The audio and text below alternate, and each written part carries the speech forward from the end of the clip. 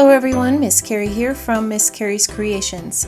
Today I'm recording a Thanksgiving memory and sharing a simple layout using a kit from Not Just for Boys Kit Club. I'm going to be using a few components from the Naturalist Kit today.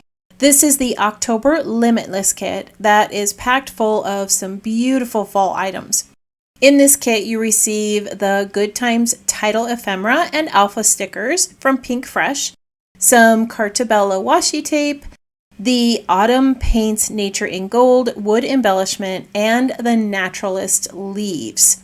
The packaging of these two items is designed to be used on your pages and cards, and I love that about the packaging. This kit also includes a lovely mix from 49 and Market. There's some amazing elements in here that I can't wait to use this month. There's also these charming paper patterns in fall colors from Echo Park, PinkFresh, Cartabella, Uniquely Creative, and 49 and Market. These patterns go so well with all the elements that come in this kit. Today I have a photo of the kids that I took last Thanksgiving. This is a typical photo of our family, and as you can see, it's not one of those Insta-worthy photos with a perfect backdrop and everyone in matchy-matchy clothes. Our family is a typical family with a mom who often forgets to grab photos during the Thanksgiving meal, and I'm usually asking all the kids to gather for a quick snapshot as they're getting ready to head out the door. I decided to print the photo in black and white so that all of the elements behind them didn't distract from their faces. I've chosen this pattern from PinkFresh, and I'm laying it under a piece of mixed media paper, which I have already torn. I am also going to place a fall wreath cardstock cut on the left side of the photo. I'm going to end up cutting this down to fit the space. Before I adhere any of these items in place, I do want to add a little color to that white cardstock. I'm using Rusty Hinge Distress Oxide ink and Beach Glass Shimmers paints, which are going to match the pattern paper I selected. I've smooshed that Rusty Hinge ink here onto my glass board, and I've added a little bit of water to it so that I can pick it up with a paintbrush and apply it onto the edge of the cardstock. As I'm adding that ink to the cardstock, I'm spraying it with water just to create some pools of ink and allow that Distress Oxide ink to react with the water. I'm also using that paintbrush to add just a little bit of splatter here and there. After drying this with a heat tool, I mixed the remainder of the ink with some opaque texture paste. And then I grabbed a simple stencil and added a little bit of texture to this cardstock. I want those shapes to peek out below my photo and create a little bit of interest on the page. After I had added the texture paste, I wanted to bring in a little bit of that green from the pattern paper. So I sprayed that Sea Glass Shimmers paint onto my glass board and used a paintbrush to add some splatter to the edge of the cardstock. Now I wanted this splatter to also show up on the pattern paper. So I brought that over and used the paintbrush with the two inks and added just a little bit of splatter along the edge. I also want to add a little bit of color to that wreath cardstock cut. I've chosen a aged mahogany ink with some Dandelion Shimmers paint. I want to create the look of watercolor, so I have mixed the pigments with quite a bit of water before I dripped them onto the cardstock. I started out with the berries and filled those in with that aged mahogany ink, and then I came in with the Dandelion Shimmers paint and filled in the leaves. After adding those two colors, I decided that I needed a little bit of a neutral tone, so I brought in some vintage photo to fill in the stems. Now, as you can see, these are creating a really soft color palette, and as they dry, they're going to give this kind of a chalky, water-washed feel. Using a heat tool, I did dry this image a little bit, and then I splattered it with a little bit of Bahama Shimmer. This brought in just a little bit of that pink that you see in some of the paper, and it's going to add a little bit of shimmer to the design. Now I'm going to dry this really well with my heat tool, and then I'm going to show you how to put this page together. Off camera, I adhered the pattern paper to the cardstock. I rolled the edges of the cardstock just a bit to add some texture to my page. Now I'm digging through the ephemera pack to find something to place behind my photo. I decided on this deep green card, which I trimmed to fit as a frame. I like the printing on this and how it has a jagged edge at the top. The wreath I shaded is going to be cut so that 3/4 of it peeks out behind the left side of the photo. Not only is this going to add some more layers to the design, it's also going to create some weight on this side of the page, which is going to balance out the title, which I'll be adding on the lower right. I am placing some foam dots on the back of the wreath in just a few of the spots to give this some dimension, and then I'm going to adhere it to the page and layer my photo over the top. To give this side of the photo a little more color and texture, I decided on 2 little banners and a yellow ticket from the ephemera pack. And I'm just going to place these in the upper left side of the photo.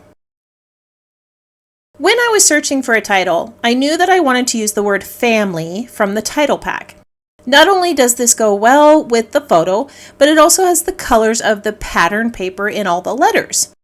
I am pairing it with the word memories, and I'll be adding some letter stickers here too. But I ended up getting distracted because I started to realize that that photo wasn't standing out as much as I liked. I brought in some of the Meadow Solid in this lovely mahogany print. Along that torn edge, I'm going to add some of the mahogany ink, and then I'll roll up those edges a bit to match some of the other textures I have on the page.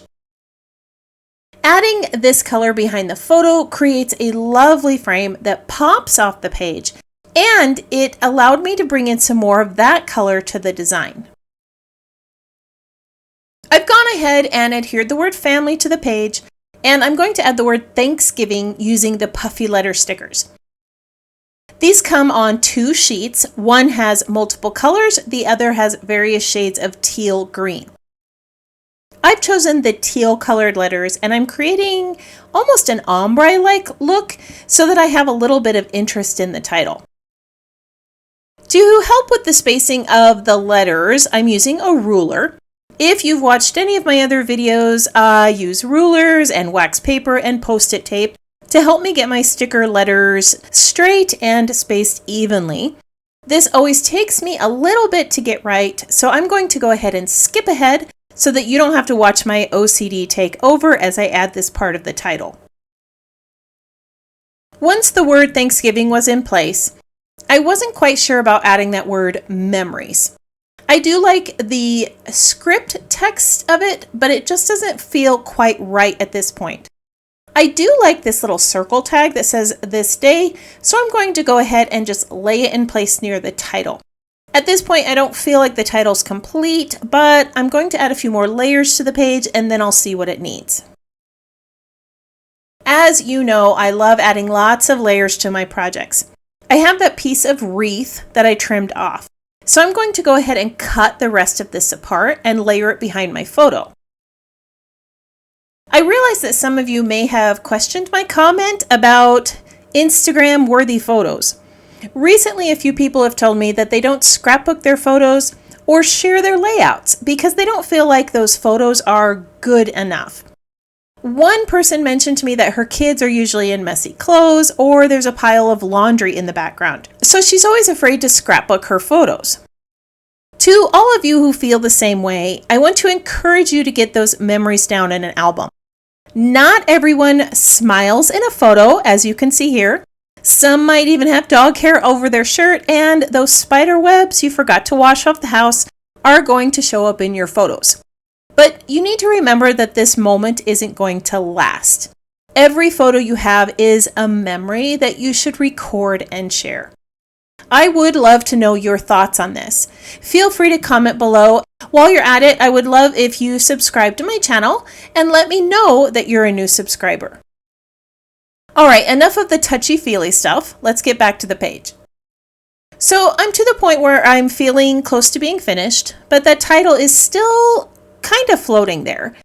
I dug through the ephemera pack one more time and decided to bring in this little striped frame that I had planned on tucking underneath the photo earlier. I like how it's leading your eye from that yellow ticket in the upper left across the photo towards the base of the page. Now that this has created a nice little frame, I want to finish off with a phrase across the bottom, and I chose one in a mahogany color.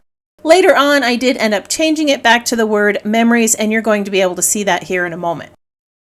I am going to tuck two little yellow fabric leaves right here, and then I'll go off camera and add a few more details. To finish off this layout, I added a little stitching to the flags above the photo. I added some to the round tag and to that yellow frame. I also added a bow on the tag with some twine to bring in some more texture to that title. At the top of the page, you can see that I've added a little tab. I use top-loading page protectors, which allows me to add some of my journaling above the layout.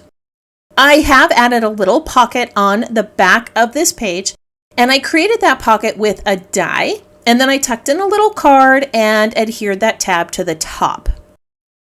The last embellishments added were a few little school bus yellow pearls, which go really well with the gold in the title and the yellow leaves on the page. I'm going to share a few close-ups of this layout so that you can see it in a little bit more detail.